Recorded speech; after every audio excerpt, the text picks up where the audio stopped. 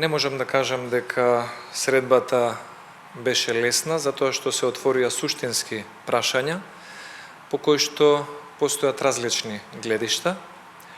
Од наша страна, ВМРО-ДПМН е спремно, врз основа на аргументи и меѓународни стандарди, особено поврзани со Судот за човекови права во Страсбург, да предложиме законски решенија за обвинителството, каде што нема да се прави компромис со правото на сметка на политиката.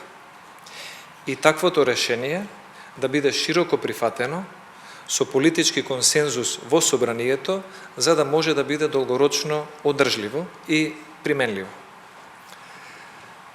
Она што сметаме дека е важно да се истакне и покрај различните гледишта на повеќе суштински теми од Законот за обвинителство, постои волја кај двете страни, се надевам, овој диалог да продолжи со цел во догледно време да ги приближуваме ставовите и истите да ги преточиме во некој законски заеднички предлог текст или заеднички предлог амандмани кои што можат да го подобрат сегашниот предлог закон кој што е усогласен помеѓу СДСМ и ДУИ.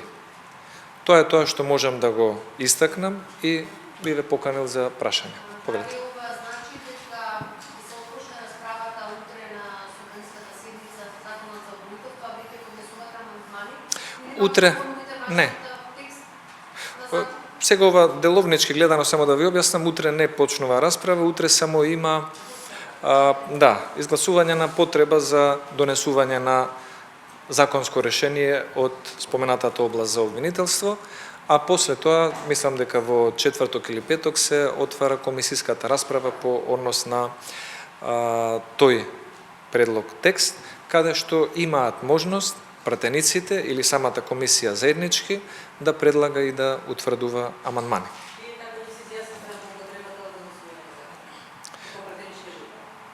Според мене, власта ќе беше многу покоректно ако предложениот законски текст го предложеше во усогласеност и заеднички со опозицијата.